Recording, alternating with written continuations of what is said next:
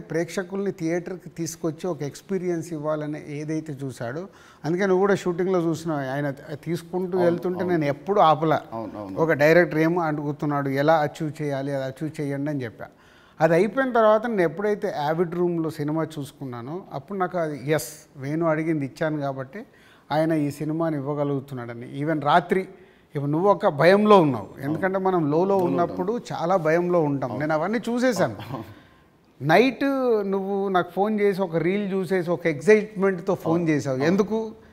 అది ఇప్పుడు మనం చూస్తున్నాం, ఒక సినిమా ఇలా షేప్ అయింది, సౌండ్తో ఇలా చూసినప్పుడు ఇలా ఉంది, ఒకటి ఉంటుంది కదా, అదే ఎగ్జైట్మెంట్. అదే నన్ను తమ్ముడికి ఎంతైనా ఆలోచించకుండా డైరెక్టర్ అడిగినట్టు చేయమని చెప్పాను. అండ్ దిల్ అప్పుడు కానీ లేదా మన లాస్ట్ సినిమా శ్రీనివాస్ కళ్యాణ్ కానీ మీరు షూటింగ్కి మీరు ఆల్మోస్ట్ ఎవ్రీడే వచ్చేవారు. ఈ సినిమాకి మీరు ఉట్టి 2 సార్లు వచ్చారు, అది కూడా గంట సేపు. ఎందుకు? డైరెక్టర్ మీద నమ్మకమా, లేదా మీరు బిజీగా ఉండి మీరు మా సినిమాని మీరు పట్టించుకోలేదా? అంటే 2 థింగ్స్. ఇప్పుడు అనిల్ రావిపూడి కానీ, వంశీ పైడిపల్లి కానీ, అలాగే ఇప్పుడు శ్రీరామ్ వేణు కానీ, అంటే నాతో వాళ్ళందరికీ big journey, number of movies చేస్తున్నాం. అంటే వాళ్ళ వేవ్ లెంత్ ఏంటో నాకు తెలుసు. సో తెలిసినప్పుడు నేను వాళ్ళ దాంట్లో నేను ఇంటర్ఫియర్ కాను. సో నాకు కథ దగ్గర అనిపించింది చెప్తాను, ఎడిటింగ్ రూమ్లో అనిపించిందే చెప్తాను. నాకు ఇలా అనిపిస్తుంది, మీరు చూసుకోండి, ఇలా చెయ్యండి అని నేను చెప్పను వాళ్ళకు. ఎందుకంటే వాళ్ళకి నాకు క్వశ్చన్ వేస్తే దే విల్ అండర్స్టూడ్, అంటే నేను ఏం ఫీల్ అవుతున్నాను ప్రేక్షకుల్లాగాని. కొంతమంది దర్శకులతో ఇలా నాకు సింక్ అవుతుంది, అలా సింక్ అయిన వాళ్ళే వీళ్ళు. అందుకే వీళ్ళతో నంబర్ ఆఫ్ సినిమాలు చేసినా వాళ్ళు అది అవుట్పుట్ తెచ్చుకోవడానికి వాళ్ళే ఎక్కువ కష్టపడతారు, ఎందుకంటే వాళ్ళకు రిజల్ట్ కావాల్సిందే కదా. సో నేను ఇప్పుడు శ్రీనివాస కళ్యాణం ఉంది, ఇప్పుడు శతమానం భవ తర్వాత శ్రీనివాస కళ్యాణం చేస్తున్నాను కాబట్టి ఫుల్ టైం సో అక్కడే ఉండి ఎలా తీయాలి ఏంటి, సో ఏదైనా తప్పు జరుగుతుంటే కూడా సతీష్కు చెప్పి కరెక్ట్ చేయడం. సో అది నా ప్రాసెస్. ఏ సినిమాకు ఉండాలి, ఏ సినిమాకు ఉండకూడదని నేను ముందే ఫిక్స్ అవుతాను. సో తమ్ముడు అనేది దిల్ రాజు సినిమానా లేదంటే వేణుశ్రీరామ్ సినిమా? వేణుశ్రీరామ్ సినిమా 100% మొత్తం ఇంటర్గ్రేట్. సో ఇంకోటి, ఇప్పుడు మామూలుగా మిమ్మల్ని ఏం అడుగుతారు, ఇప్పుడున్న దిల్ రాజు పాత దిల్ రాజుకి ఏం చెప్తాడని అందరూ అడుగుతారు. నేను అడిగేదంటే అప్పుడున్న ఓన్లీ రాజు ఇప్పుడున్న దిల్ రాజుకి ఏం చెప్తాడు? అది 22 years జర్నీ.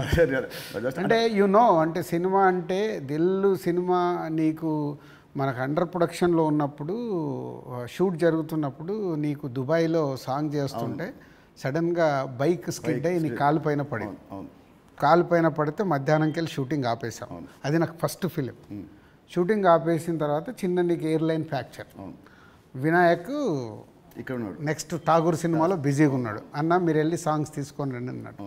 నీకు ఎయిర్లైన్ ఫ్రాక్చర్ అయ్యి మన హోటల్కి వెళ్ళిన తర్వాత ఇంకా మనం నెక్స్ట్ డే షూటింగ్ చేయడానికి స్కోప్ లేదు, ప్యాకప్, అందరు రిటర్న్ వెళ్ళిపోవాలి. సో అప్పుడు లక్ష్మణ్ అంకులు శిరీష్ అంకులు టెన్షన్లో ఉన్నారు, నేనేమో వెళ్ళిపోయి పడుకున్నాను. పడుకొని 4 o'clock లేసేసి శంకర్ మాస్టర్ డోర్ కొట్టి, మాస్టర్ రేపు నైట్ వెళ్ళిపోవాలి, నీకు ఇప్పుడు 2 పాటలలో ఏమేమి బ్యాలెన్స్ ఉన్నాయో ఒక్కసారి లిస్ట్ రాయని 6 గంటల వరకు కూర్చొని ఆయనతో రాపిచ్చి, ఇవి నితిన్ కాలు కింద పెట్టకుండా నువ్వు ఎలా మేనేజ్ చేయగలుగుతావు అంటే శంకరు నేను మళ్ళీ డిఓపిని పిలుచుకొని మేము కూర్చొని డిజైన్ చేసాం. డిజైన్ చేసి మీకు చెప్తే మీరు అందరూ ఏంటి షూటింగ్ ఉందా, ఎలా చేస్తారు అంటే ఇలా చేయబోతున్నాం, విల్ ఫినిష్ నెక్స్ట్ 2 days అని నీ కాలు కింద పెట్టనివ్వకుండా 2 రోజులు షూటింగ్ చేయించా కూర్చొని స్టాండింగ్. అంటే నా మొదటి సినిమా, నాకు ఆ సిచ్యువేషన్ అలాంటిది. ఆ రోజు 2 రోజులు షూటింగ్ ఆగకుండా చేసుకొని వచ్చి రిలీజ్కి ముందు మళ్ళీ ఆర్ఎఫ్సికి వెళ్ళి ఆ బ్యాలెన్స్ షాట్లన్నీ 2 పాటలు తీసి మ్యాచ్ చేసాం. అంటే అది నా ప్యాషన్. అంటే మొదటి సినిమాలోనే నేను ఒక సమస్య వస్తే దాన్ని జాగ్రత్తగా హ్యాండిల్ చేసుకొని సినిమాకి ఎలాంటి డ్యామేజ్ జరగకుండా చేయగలిగా. అదే మామూలు రాజు నుంచి దిల్ రాజుగా షిఫ్ట్ అవ్వడం. అంటే నాట్ ఓన్లీ దిల్, ఇలాంటి సో మెనీ ఫిలిమ్స్కి సో మెనీ ఎప్పుడు వస్తూనే ఉంటాయి. అవన్నిటిని జాగ్రత్తగా హ్యాండిల్ చేసుకుంటే 58 సినిమాలకు రీచ్ అయ్యాను. అదే ఫస్ట్ సినిమా దిల్లప్పుడు కూడా మీ అన్నింటిలో మీరు చాలా మీరు ఇన్వాల్వ్ అయ్యారు. ప్రతి దాంట్లో స్టోరీల నుంచి సీన్స్ నుంచి, కొన్ని సీన్స్ మీకు నచ్చకుంటే మీరు వినాయక్ మీరు చెప్పలేకపోతే మీరు నాకు చెప్పేవాళ్ళు, నిత్యం చెప్పా ఈ సీన్ బాగా గుర్తున్నా, దాంట్లో ఉంటుంది ఒక ఎపిసోడ్, ఒకటి టాలీగట్ ఎపిసోడ్ ఉంటుంది ఒకటి, అది సినిమా లేదు. సో అది సో మీ ఉత్సాహాన్ని చూసే సుకుమార్ గారు సినిమా రైటర్ కదా, ఆయన పెట్టాడు సినిమాలో ఒక డైలాగ్ వస్తుంది, మై నేమ్ ఇస్ రాజు అంటే ఒకటి వచ్చి ఎందుకంత ఫోజు మిమ్మల్ని చూసే పెట్టాడు డైలాగ్, గుర్తున్నా బోర్డు మీద రాసి. సో 2003 రాజుగారి దగ్గర ఉన్నదేంటి, ఇప్పుడు రాజుగారి దగ్గర లేనిది ఏంటి? ఉన్నది ఉన్నది. ఉన్నది 2003కి ఇప్పటికి ఉన్నది. సినిమా అంటే అవలీలగా ఎక్స్పీరియన్స్తో పాటు వచ్చిన ఎక్స్పీరియన్స్తో పాటు సో ఈజీగా ఎలాంటి సిచ్యువేషన్ అయినా హ్యాండిల్ చేసే కెపాసిటీ అండ్ సినిమా పైన ఇంకా అవగాహన ఉంది. ఇది సాధించాను. లేనిది 2003 నుంచి 2010 వరకు ఒక్కొక్క సినిమా తీస్తూ ఒక్కొక్క కొత్త డైరెక్టర్తో జర్నీ చేస్తూ అద్భుతమైన జాబ్ సాటిస్ఫాక్షన్తో జర్నీ చేశా. 2014 తర్వాత అంటే ఆ పీరియడ్ తర్వాత నంబర్ ఆఫ్ ప్రొడక్షన్స్కు షిఫ్ట్ అయిపోయి సో దాన్ని ఎంజాయ్ చేయలేకపోతున్నా. అది ఇప్పుడు లేదు. ఆ ఎంజాయ్మెంట్ లేదు. Job satisfaction, enjoyment, job satisfaction ఉంది. ఎంజాయ్మెంట్ అంటే మార్నింగ్ 7కు నేను లొకేషన్కి వెళ్ళిపోయి ఈవినింగ్ ప్యాకప్ వరకు ఉండి మళ్ళీ వచ్చి నెక్స్ట్ డే సీన్ గురించి వెళ్ళి ఆఫీస్లో కూర్చొని 10 వరకు కూర్చొని అదొక ఎంజాయ్మెంట్ నాకు. I'm missing that. ఇప్పుడు ఆడియన్స్ సినిమా థియేటర్కి చెప్తారు మామూలు ఇప్పుడు ఆడియన్స్ ఇప్పుడు ఎక్కువ రావట్లేదు. అది ప్రొడ్యూసర్గా ఏం చేయాలో మీరు చెప్తున్నారు. ఫర్ అ చేంజ్ మీరు హీరో అయితే హీరోగా మీరు ఆడియన్స్ థియేటర్ రావడానికి మీరు ఏం చేస్తారు?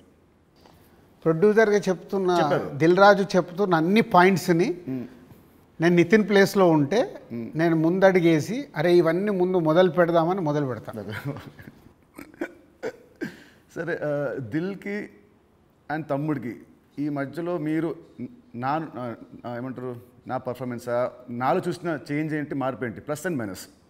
ప్లస్లు చాలా. నువ్వు అప్పటికి ఇప్పటికీ ఏంది న్యాచురల్గా ఒక 22-23 ఇయర్స్ నువ్వు యాజ్ యాక్టర్గా ఇక్కడ వరకు జర్నీ చేసావు. అంటే నాకంటే సీనియర్ నువ్వు యాక్చువల్ 1 ఇయర్ సీనియర్.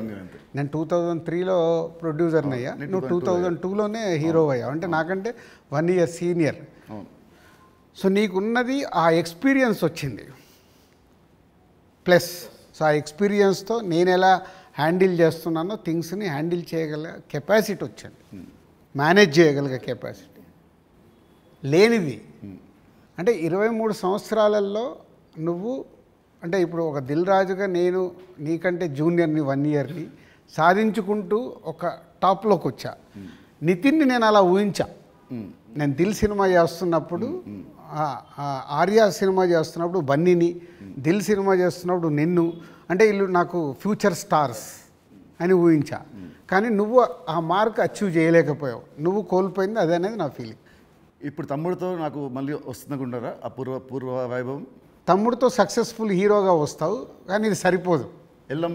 ఎల్లమ్మతో కొట్టాలి.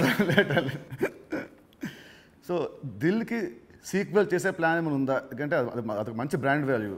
మళ్ళీ వినాయక్ గారితో నాతో దిల్ పార్ట్ 2 అంటే అప్పుడు ఫాదర్ క్యారెక్టర్ నువ్వు వేయాలి, కొడుకు క్యారెక్టర్ నువ్వు వేయాలి.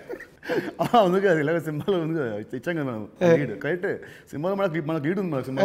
లీడ్ ఉంటుంది, అది వేసుకొని లాస్ట్ సీన్ అదే ఉంటుంది. ప్రకాష్ రాజ్ గారిది ఫోటో మీదకి వెళ్ళి రివీల్ చేస్తే అలా చేయాలి. అప్పుడు 1 word ఆన్సర్స్ కావాలి.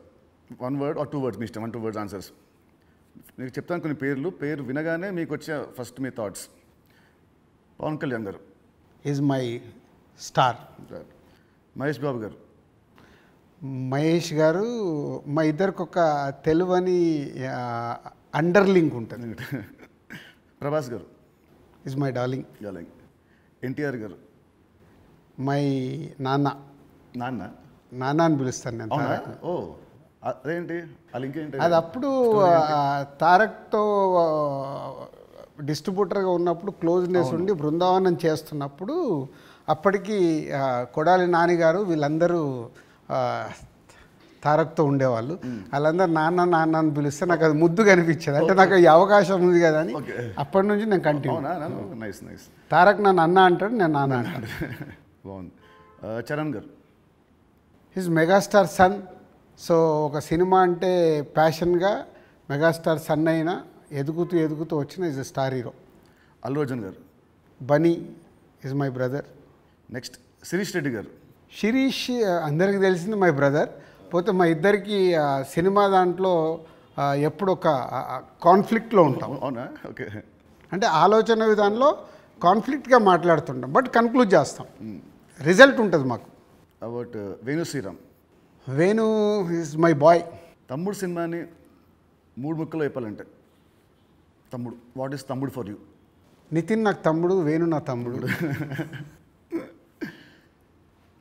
తమ్ముడు సినిమా మీకు పేరు తెస్తుందా, మీకు డబ్బు తెస్తుందా? ఫస్ట్ పేరు తెస్తుంది, తర్వాత నేను పెట్టిన డబ్బు తెస్తుంది, ఇంకా అద్భుతాలు జరిగితే లాభాలు తెస్తుంది. తెలుస్తుంది. సో జూలై 4th సినిమా వస్తుంది తమ్ముడు. సో ఆడియన్స్కి మీరు ఏం చెప్తారు? ఎస్, అన్ని ఇంటర్వ్యూలలో చెప్తున్నట్టే. సో ఈ సినిమా, ప్రతి సినిమా అందరికీ ఇంపార్టెంటే. ఈ సినిమా వేణు శ్రీరామ్, సో ఎంసీఏ వకీల్ సాబ్ తర్వాత బెస్ట్ సినిమా, ఆడియన్స్కి ఒక ఎక్స్పీరియన్స్ సినిమా ఇవ్వాలని చాలా కష్టపడి అవుట్పుట్ ఒక రేపు ఎక్స్పీరియన్స్ ఇవ్వబోతున్నాడు అవుట్పుట్తో. సో అది నో డౌట్. సో దిల్ రాజుగా నాకు సంక్రాంతికి వస్తున్నాం ఒక బ్లాక్ బస్టర్ అయితే, దాని తర్వాత మా బ్యానర్ నుంచి వస్తున్న వెంకటేశ్వర క్రియేషన్ నుంచి వస్తున్న ఒక మంచి సినిమాతో దిల్ రాజు మీ ముందుకు తీసుకొస్తున్నాడు ఈ సినిమాని. ఇది నాకు సక్సెస్తో పాటు ఒక ఎనర్జీని ఇస్తుంది. బట్ నితిన్కి ఇది సక్సెస్ చాలా అవసరం. సో ప్రాపర్గా సినిమాని మీకు నచ్చే విధంగా రెడీ చేసి మీకు తీసుకొస్తున్నాం. జూలై 4th మీరు థియేటర్కి రండి, ఫ్యామిలీస్తో వచ్చి మీరు ఎంజాయ్ చేస్తారు సినిమా, అది నా ప్రామిస్. ఎంజాయ్ చేసిన సినిమాని బయటికి వెళ్ళిన తర్వాత మీరే చెప్తారు ఒక వావ్, అంటే నితిన్కి ఒక కొత్త సినిమా, కొత్త అప్రోచ్. ట్రైలర్ కంటే ముందు తమ్ముడు వేరు, ట్రైలర్ వచ్చిన తర్వాత నితిన్తో ఇలా తీశారు ఆ సినిమా అన్నారు, అది first point.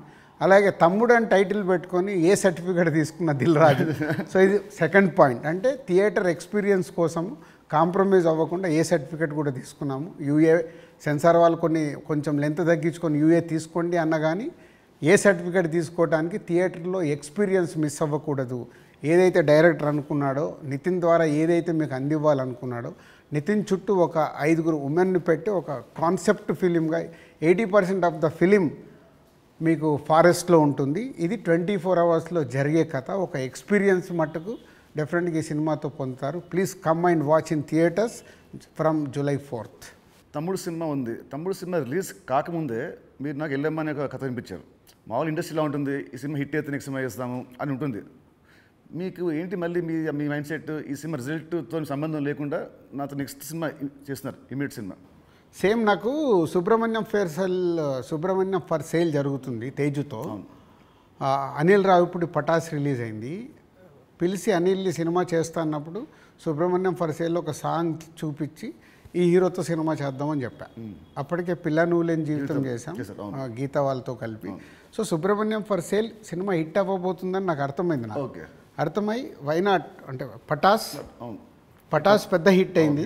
Subrahmanyam for sale hit అయినప్పుడు వాళ్ళిద్దరు కలిస్తే సుప్రీం అయింది. సో ఇది అలాగే తమ్ముడుతో నితిన్కి మళ్ళీ సక్సెస్ వస్తుంది.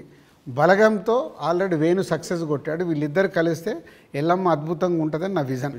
ఓకే, మీ విజన్ మనస్ఫూర్తిగా అవ్వాలని కోరుకుంటున్నాను. Thank you uncle, thank you so much. Thank you.